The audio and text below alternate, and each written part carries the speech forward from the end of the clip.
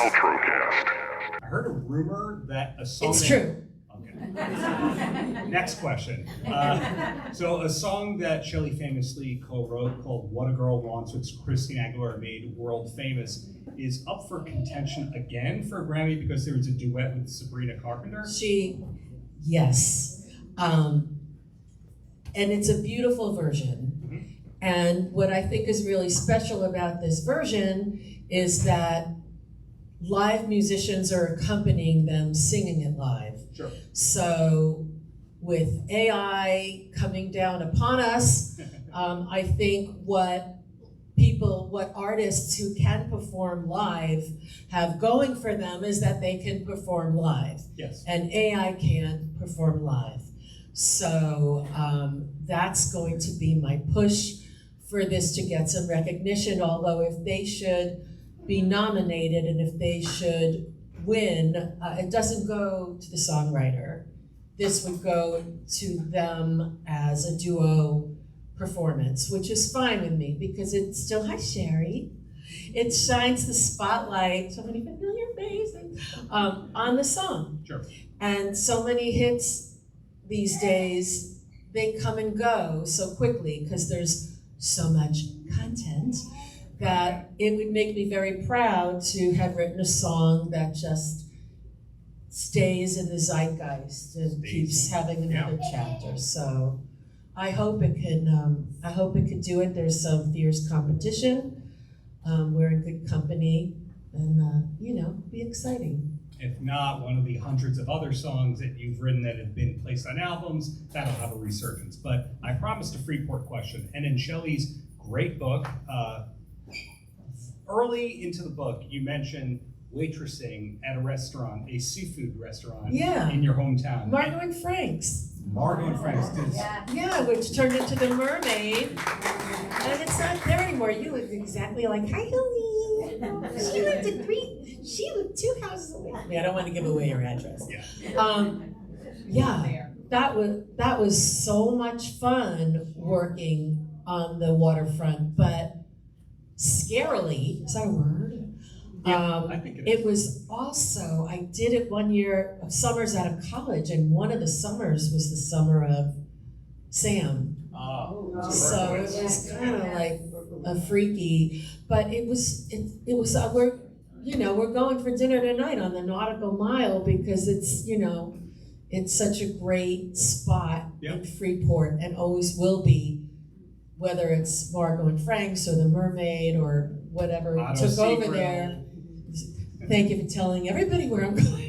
I didn't see you were going there. I don't know what she's talking about. I'm naming places there. What's the place? The Thai place? That's a good place. There were the Tides, and what was I don't even know at the end. The Earharts. What's the place when you turn onto the street? The Elliots. Yeah. Yeah, there you go. Freeport girls. I'm thinking what she's talking about. But back to the Freeport upbringing. You mentioned in your book that you had a band in your earlier days. I did. And the band played at CBGB? Yes. Around the time you got your publishing deal. Do you have a garage band or anything of that sort in Freeport?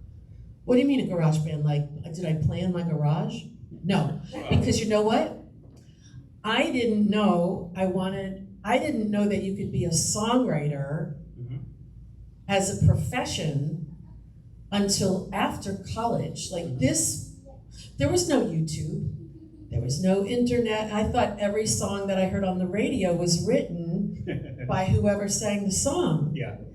And when I went to college, I studied something completely different and ran up to the arts building after classes and locked myself in a room with a piano to write songs because I loved it.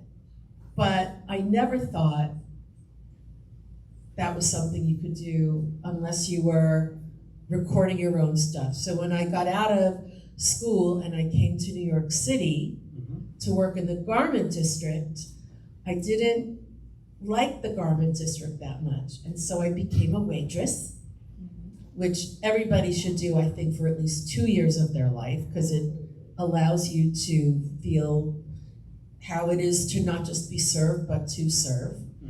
And then you don't get to be so picky later on in life, but my husband would disagree with me because I like my martinis in a specific way. And if I don't get them that way, and Jessica knows this, I send them back. And Layla knows this too. Where was I? What were we talking about? Well, let me go in a different direction with that. So there was no garage band, but was Freeport High School stage graced with your talent? The musical theater stuff I was in, Guys and Dolls and Fiddler on the Roof and choir. And we had Mr. Christofouli, right? And he was wonderful. He was an odd guy, but really inspiring and encouraging. Like, I really couldn't sing, and he told me I could, so I guess I could. You know, one of those teachers. And it was a beautiful stage, and I think they actually have that same beautiful curtain. Remember that heavy curtain? It was like red with and tan, and I think they still have that curtain. I don't know how I know that. I think I saw pictures of the auditorium recently. I'm like, I want to see if they have the curtain. It was a beautiful auditorium. And Freeport High was known for their productions, although when I go back and listen to the cassettes now that my father recorded, I mean, they weren't quite as good as, you know, they were wonderful. They were wonderful. It's the tape's fault. Yes, it's the technology. Cassettes got old. Yeah, you had to be in the room. But, you know, fast forwarding a little bit in your career, the first huge song that you had placed was I'm Not by Taylor Dane, who grew up a town over here from Baldwin. Right. And in your book, you tell the story about dropping off the cassette under her welcome mat. While you were living in East Rockaway, was it? That's correct.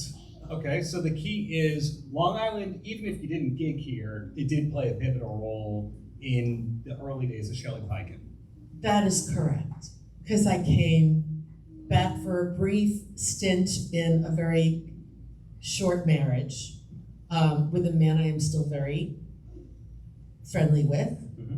And while I was living here, I found out she was living in the next town, and friends of mine were writing songs for her album, and I had chutzpah. I said, well, how am I going to get her to hear this song? And it was on a really rainy day, and I just went over and stuck the tape under her doormat. What was I thinking? I'm going over to Britney Spears tonight, and I'm just going to knock on her door. I mean, but that's what you had to do.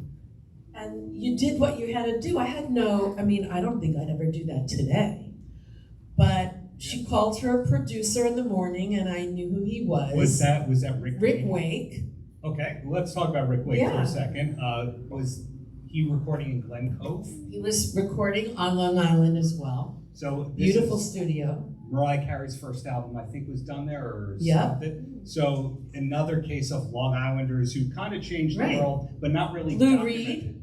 Lou Reed from Freeport. Come on. Yeah. So I took that off track here. I was just trying to underline the fact that Long Islanders are not always recognized by Long Islanders. Back to the positive stuff here. So she gets the cassette, she cuts the song because Rick Wake says so. No, I put 2 songs on that cassette. One was a song I wrote because I thought this is what she's gonna like. It's a bombastic dance song.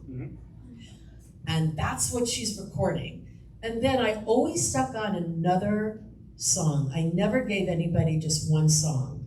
Because if you struck out with that one song, who knows, maybe they like the second song. So I had written a song by myself called Carry Your Heart. It was a ballad.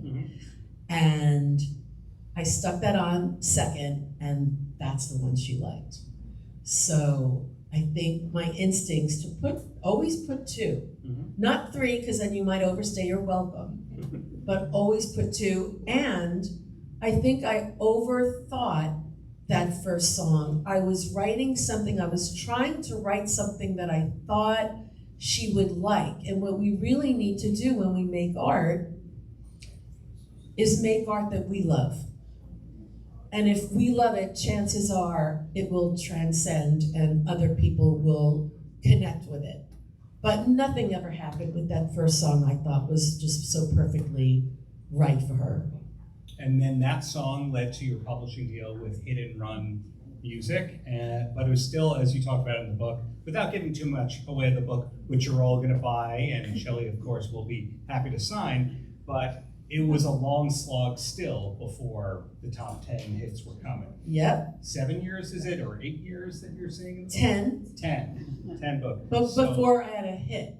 Yes. But back then, songwriters could survive on writing what we called album cuts. Mm-hmm. Songs that were not even on the radio. Because this was pre-digital, and digital just changed everything. And not in a good way for songwriters. And so we didn't, give the whole rundown of the credits of Shelly, which will embarrass her with more heaps of praise and credits and all that kind of stuff. It started with Taylor Dane, and then along the way, Christina Aguilera and Meredith Brooks. But at the same time, there's a lot of songs that people don't realize by NSYNC and Puddle of Mud. I don't think anyone asked you about the Puddle of Mud. That was a beautiful song. It was called Radiate.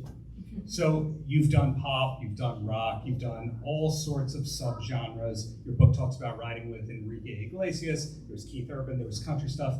These days, what are you writing primarily? These days, I'm out of the pop writing room. I do it occasionally if a young person pursues me and they make me feel like they really want to be in the room with me, because I say this all the time. When I was coming up and I was 20, everybody else that was coming up was 20, and we were in the same room writing about something that we all cared about equally. And when I was in my 30s, it was basically the same, in 40s, and who's kidding who, when I graduated. So now in my 60s, do young kids want to be in the room with somebody as old as their mother? And do we want to talk about the same thing? So some young people do. And so once in a while I will get back in the room because it just feels so good to just work my muscles. And because it's the art and sport of writing a song is something I will always want to do. But to get it back in those rooms every day, it's like, I don't care about I don't want to write about going to the clubs or touch my body, or I just don't care about that anymore. And the truth is, I never really cared about that much. When we were younger, we were writing about other stuff. Mm-hmm. Carole King, Carly Simon, Joni Mitchell, it wasn't all about hooking up. So I don't know what happened, and I don't want to guess. Right. But now my husband and I are working on 2 musicals, and that is something we started doing over COVID. We've been together for 30 years, and we worked on something musical once in a while, but never as much as we did as over COVID, and that was really because, I couldn't leave the house, and he couldn't leave the house, and he had me, and I had him, and this was it. And then we started working on a couple of things, and we thought, we're good together. Sure. He came from a film and TV background. To rudely interrupt you Yeah. there, you do talk about your husband's family's credits, and Adam's father did play guitar on which song? A Brown Eyed Girl. Adam's dad played on the da-da-da-da-da-da-da-da. He was that lick. So Adam he was good at lyrics, but he also was really good at composing.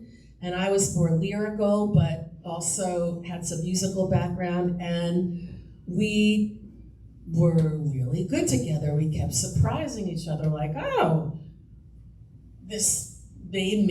so we got involved in these 2 musicals. One is with our friend Lucy, Jewish girl who had a young son after she thought she was having a daughter, and was faced with the idea that she'd have to have a bris within 8 days, and she wasn't sure if she wanted to do this, and the family descended. So it's very funny and very heartfelt. And the other one is a show we're working on with 2 established Broadway producers about a runner in Canada in the 60s and 70s who they tried to keep from running by telling her that her insides were just gonna fall right through her body, and she kept pounding the pavement. So both of these shows, very heartfelt and very funny, and we're just, it's a long road for a musical. Right. And I don't like to say, oh, well, they're destined with it, it's gonna have to be Broadway or bust. I mean, shows close all the time. Shows that win Tonys close all the time. So we're gonna start small and find a small audience and try to go from there. But I find that this is in a more mature realm than writing. That's a very long-winded answer to your question. What a great answer, right? Okay, that's a great answer. You gotta pivot, right? We got some questions from some of our fantastic patrons and staff members. I'll start with one from Becky Sumakis, who said, for someone who's new to your music, where do you recommend they begin? Wow. I made an album of my own. Who's Becky? Hi. Shortly after I put the book out, because I felt like I wanted to put my own voice behind my own songs that had become well known. And I couldn't sing like Christina, and I couldn't sing like Chrissy Hind, and I couldn't sing like a lot of the artists that put my songs out, but I felt the need to do that, to connect with them and to honor them with my own voice, no matter how limited. You just witnessed it. That was not limited. Well, that was not limited. All right, I'm not fishing here. No. I ain't Christine. I had to write my own bridge for when I sing What a Girl Wants Life, because I can't, you know what she does on that bridge of that song? Can you imagine? It goes so high, I can't do it. So I wrote my own lower bridge. But that's maybe where I'd start. Thank you for asking. If I can follow up on that question there, now you mentioned Chrissy Hind, because Shelly did write a song recorded by the Pretenders, a song by INXS, a couple songs that Less Than Jake recorded, a Bon Jovi bonus track along the way. No. Well, somebody lied. A certain publisher put a certain song on a playlist and credited you.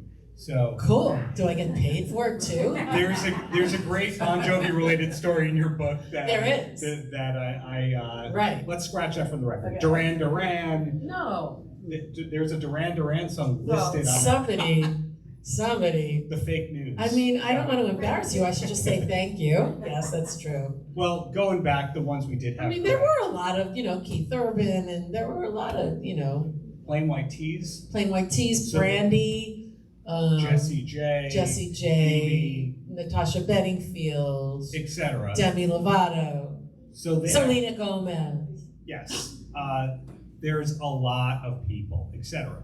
But where I'm going with that is, do you feel that there's a song that was an album cut that should be as celebrated as What a Girl Wants, or Witch, as we've retitled it for this evening? I thought that the song that Natasha Bedingfield recorded called Stumble was special. But obviously she didn't agree. And she didn't write it. So there was always more effort put into, please make my song a single. If you didn't write it with the artist, it was always more challenging. Mm-hmm. So there was that. And it was, it wasn't a big in-your-face song. It's a very subtle, kind of quirky, but that's my answer. And that's a great answer, but selfishly, something I'm curious about, there's also a great story about writing a song for Catherine McPhee in the book. And the name of that song is Note to Self. Was that in any way a Norm Macdonald reference? No, I don't even know that. That was a recurring bit he used to have on Weekend Update. No. Where he would take out a recorder and go, note to self. No, I was always making notes to self. You know, what would I tell myself looking back a year from now, you know? Okay, so here's where my mind goes from that. With all your ideas, is there a file? Yes. Okay, a physical file, or is it a Google Drive file where, so is Right on my notes app. If someone, okay, the notes app. So is it a bunch of disconnected thoughts? Yes. If a person read it, they would think that you were an absolute insane person. They think I was a poet. So when you're sitting down for a writing session, do you sometimes go into my arsenal?